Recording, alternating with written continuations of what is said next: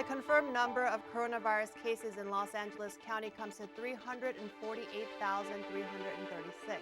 The confirmed number of deaths reaches 7,335. Here in Torrance, the total number of confirmed cases is 1,763, with total confirmed deaths at 72. We anticipate the Torrance numbers to change as the county updates its last 24-hour operating period. Welcome to COVID-19 Today. I'm Christine Lee. It's 4 p.m. on Wednesday, November 18th.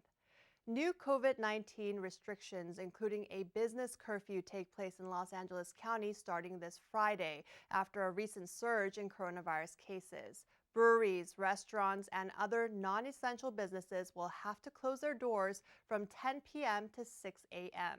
Businesses with outdoor services need to follow a 50% capacity limit, and non-essential businesses operating indoors will have to limit their capacity to 25%.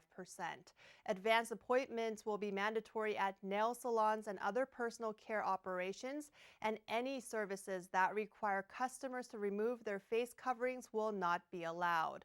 Outdoor gatherings will remain the only gatherings permitted, and they will be limited to a maximum of 15 people who are members of no more than 3 different households. The county also listed new rules should the COVID case rates continue to rise.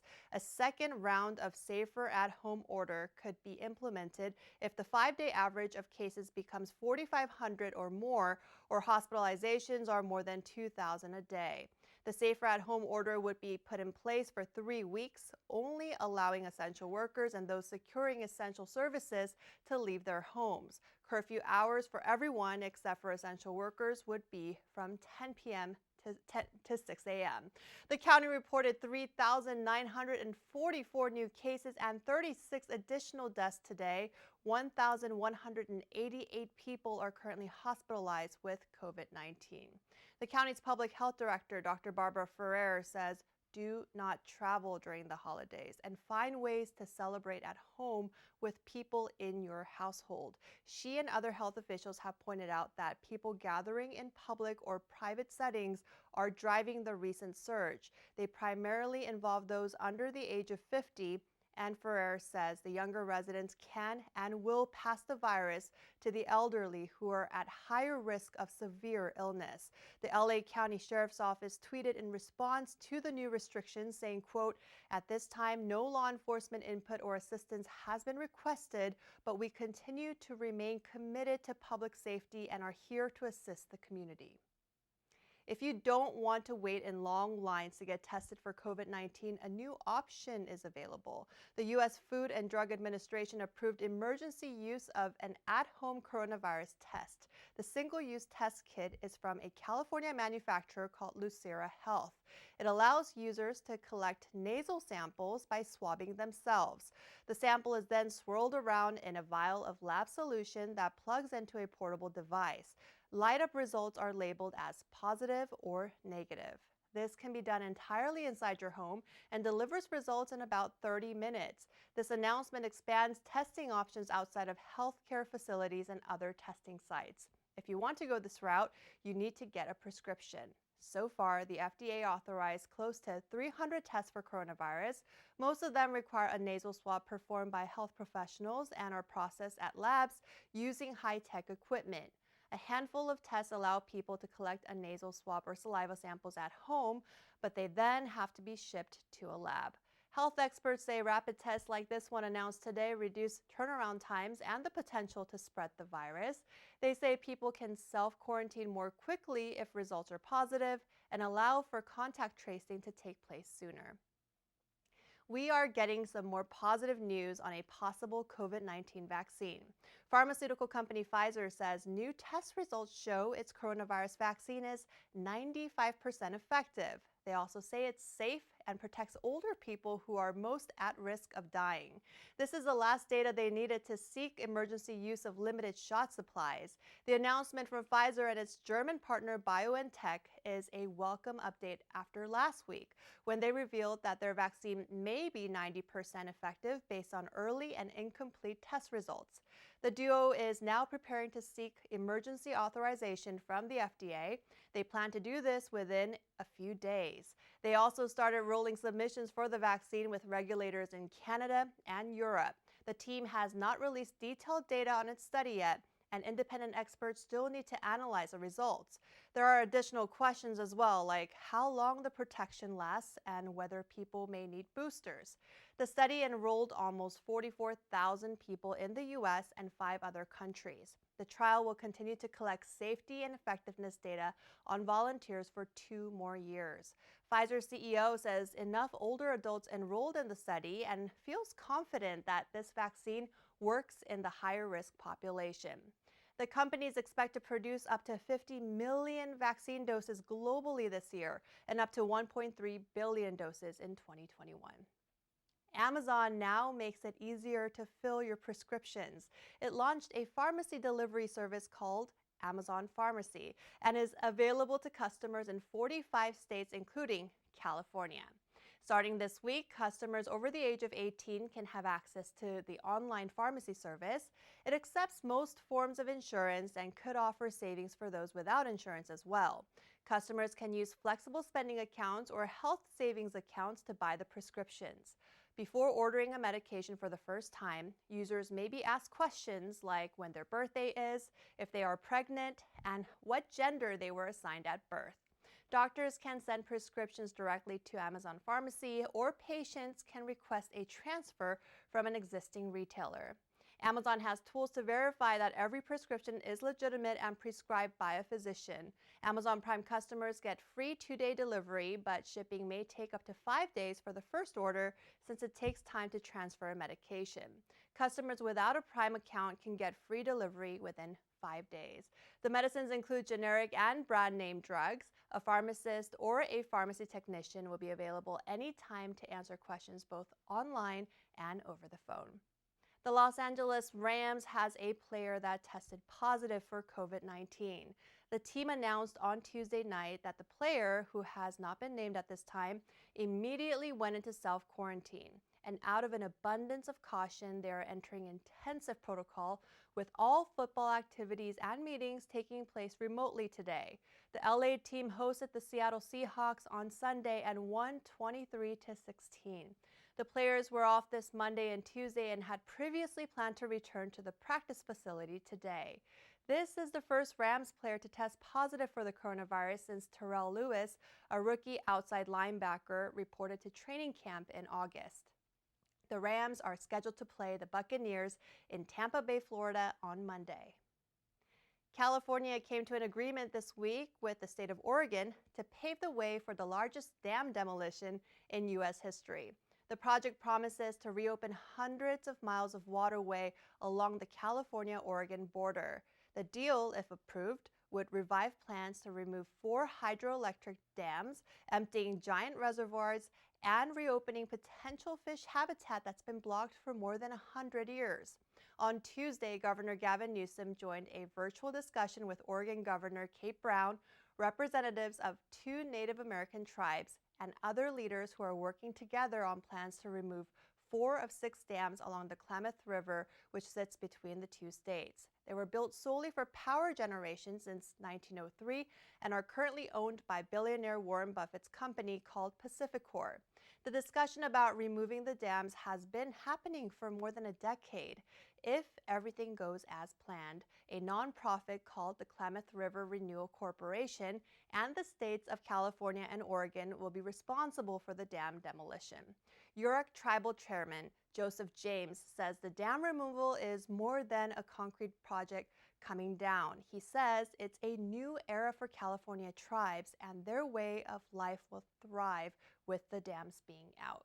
The Klamath River is the 2nd largest river in California and has supplied Native American tribes with salmon for many years. It also provided upstream farmers with irrigation water for generations and was a destination for retirees who built their dream homes along its banks.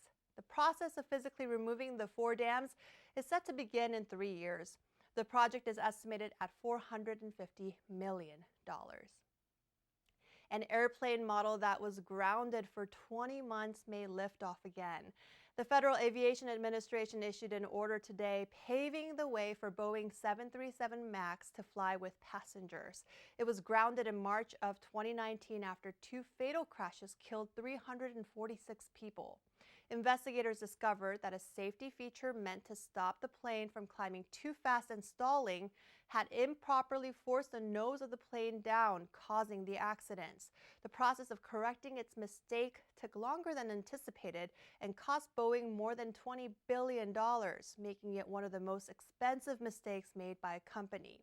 The FAA's action is the first step in allowing 59 airlines around the world to fly the 387 planes that are currently still grounded. Its orders also cover 72 jets that were used in U.S. domestic flights operated by American, United, and Southwest Airlines. The FAA says that before any of the planes can be flown with passengers again, the necessary changes to the 737 MAX must be installed and inspected, and the pilots must complete additional training. That process could take a few weeks to a few months. So far, only American Airlines has added the plane to its schedule for a handful of flights between Miami and New York from late December. United and Southwest plan to add this plane model to its commercial flight schedule next year. Winter season at the Big Bear Mountain Resort is officially underway this week. Starting today, annual pass holders can enjoy Snow Summit again. Bear Mountain and Snow Summit will open to the general public on Friday, with Summit opening daily and Bear opening on Fridays through Sundays. Single-day lift tickets, rentals, and parking are available to purchase online, and the resort asks visitors to use their app. This winter, all guests must have a valid lift ticket, season pass, or reservation to receive gated entry access to the two base areas.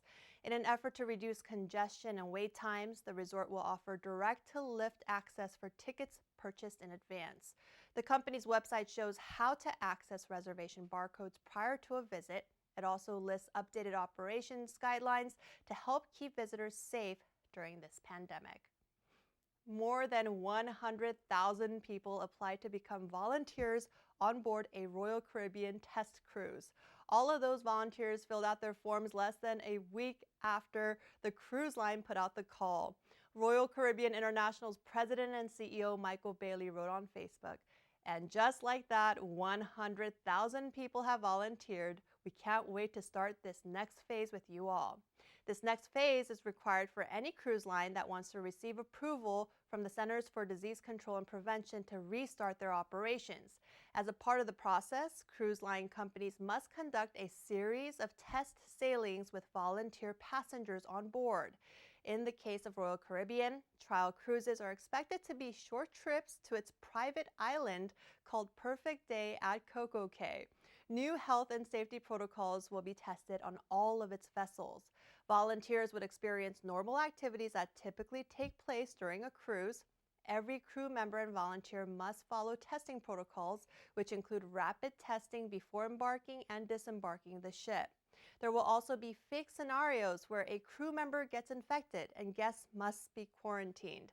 The cruise line launched a Facebook group last week after receiving thousands of email and phone inquiries about the test cruises. At last check today, it had more than 48,000 members. It's not too late to sign up to be a volunteer. You just have to fill out a simple form on a new trial cruise volunteer website. The only major requirement is that you must be at least 18 years old. It's unknown at this time which ships will be the first to operate the test cruises and from which ports they'll depart. Social networking platform Twitter launched its own version of stories. It's called Fleets and is available to the more than 330 million Twitter users around the world. The new disappearing post option goes away after 24 hours, and Twitter is encouraging people to use these fleeting moments when they come across content they wouldn't necessarily tweet. Fleets have already been a feature for those who use Twitter in select countries, including Brazil, India, Italy, South Korea, and Japan.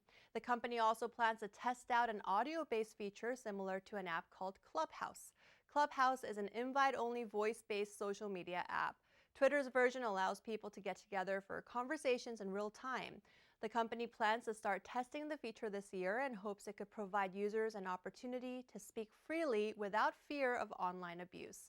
Company reps previously said that they'll give first access to some of the people who are most affected by abuse and harassment on the platform, mainly women and people from marginalized backgrounds. The City Council met last night to discuss city business. There was a big turnout of individuals interested in filling the vacancies for a number of commissions. 7 people were appointed from the group to join the Commission on Aging, as well as the Airport, Civil Service, and Planning Commissions. Councilmember Mike Griffiths also shared the news that the LA County Business Federation, or BizFed, named Torrance the most business-friendly city in LA County. BizFed's founding CEO Tracy Hernandez says, quote, Torrance has clearly become a beacon in our region on how to attract and retain businesses that make the city a great place to live. A simple attitude with actions at City Hall that show that job creators are needed and welcome goes a long way. Many other agenda items were discussed. You can catch replays of the entire meeting tonight and tomorrow at 10 p.m., Friday, Saturday, and Sunday at 10 a.m., 3 p.m., and 8 p.m. It can be seen here on City Cable, streaming online and on demand on YouTube. If you're looking for a buddy to stay safer at home with, how about a cat? The Los Angeles County Department of Animal Care and Control is waiving cat adoption fees for November and December. The department hopes to get more animals into loving homes during the holiday season. The waiver does not include license and trust deposit fees. There are several locations throughout LA County. The closest one from here is on the 200 block of West Victoria Street in Gardena. You can contact the Care Center directly and set up an appointment. For more information on how to adopt a new pet, you can visit animalcare.lacounty.gov. Well, before we go at the end of each program, we like to share stories from our community, feel-good pictures, images, and videos that remind us of how resilient our community is and how Torrance truly cares. Around this time of the year, the Torrance Council of PTAs gets ready to hold its annual holiday luncheon, which includes donation drop-offs to help our community. Well, the luncheon is canceled this year due to COVID-19, but the council says there are still ways for community members to help each other. Project HOPE, which stands for Helping Our People Every Day, is looking for food and personal care donations. Project HOPE works hand in hand with TUSD and other entities to support our homeless students and their families. And the Torrance Police and Fire Department are joining forces to collect gift cards for this year's holiday drive. They will not be collecting toys because of the coronavirus, and all gift cards collected will be distributed to children in need in Torrance. And the Torrance Council of PTAs is asking those who are able to consider giving monetary donations so it can give out 9 scholarships to graduating seniors. What wonderful ways to give back to those who can use the extra help during this holiday season. Now, if you have a great story to share, email us at covid19today@torranceca.gov. We'd love to hear from you. Well, that's our update for COVID-19 today. Be sure to tune in tomorrow as Leslie Robbins brings you the latest. Be safe, stay healthy, and thanks for tuning in. We'll see you next time.